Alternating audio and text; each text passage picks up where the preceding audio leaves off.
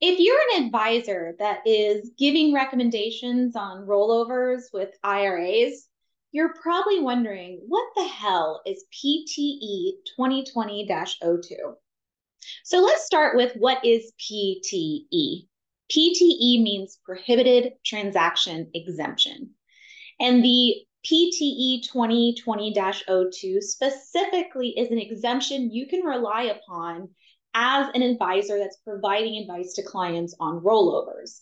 Namely, under ERISA rules, you are held to an impartial conduct rule, and you're prohibited from engaging in transactions in which you're receiving compensation that creates conflicts of interest.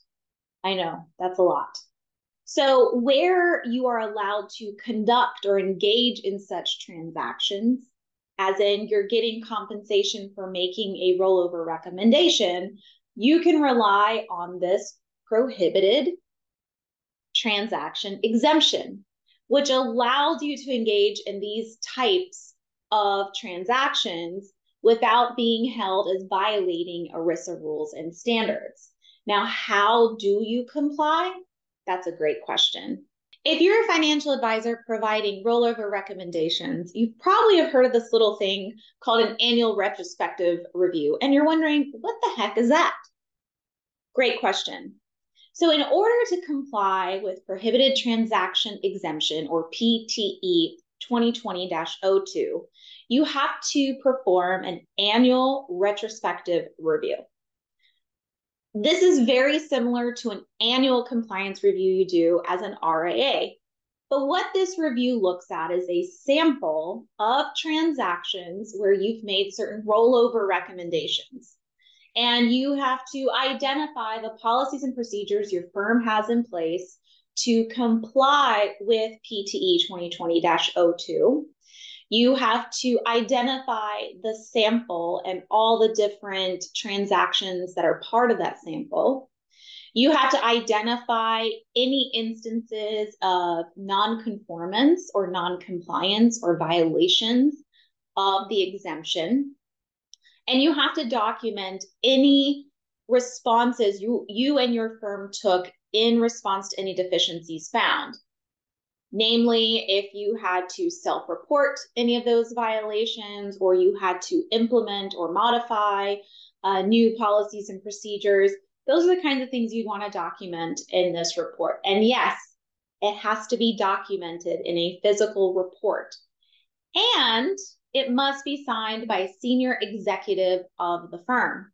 Where you are the CCO and you are conducting this review, it's actually a good practice to have another senior executive sign off on the report. And that is the annual retrospective report. So you're wondering, as an advisor that recommends rollovers, what should be included in my sample for the annual retrospective review? So your sample should include a variety of transactions, both large and small.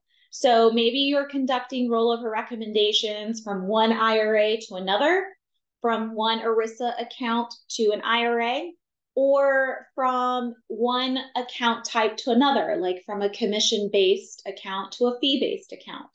These are the different transactions that would be subject to the rule and to the exemption. So you want to make sure your sample includes those transactions, and you want those transactions to be smaller dollar transactions and larger dollar transactions. So you really have a variety of different types of transactions you're reviewing. Once you review that sample, you want to document the following. You want to document whether more testing was required. So if you're looking at your sample and you're seeing issues, generally, you want to expand the sample size to see if it's just a fluke or if it's a more consistent practice or non-practice that is occurring. You want to identify any policies and procedures that had to be modified or added as a result of the sample review. You want to identify any workflows, any forms that had to be updated or new ones implemented, or perhaps you needed to do more training. You want to document that as part of your sample review. You also want to make sure to document whether you had any instances of violations as a review of the sample. And that is what goes into sample testing for the annual retrospective review.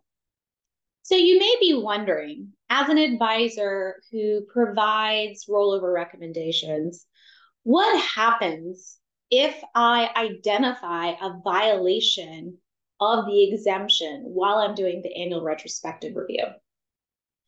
It's a really great question. Of course, you're always going to hope that the testing shows that you and the rest of the advisors are complying with the rules and the exemptions. But to the extent you find a violation, you have to undergo the following process. First, you have to correct the violation within 90 days of identifying it. Once you've made that correction, you actually have to reach out to the Department of Labor and let them know about the violation and the remedies you took to correct it. That notification to the Department of Labor has to go out within 30 days of the corrective action.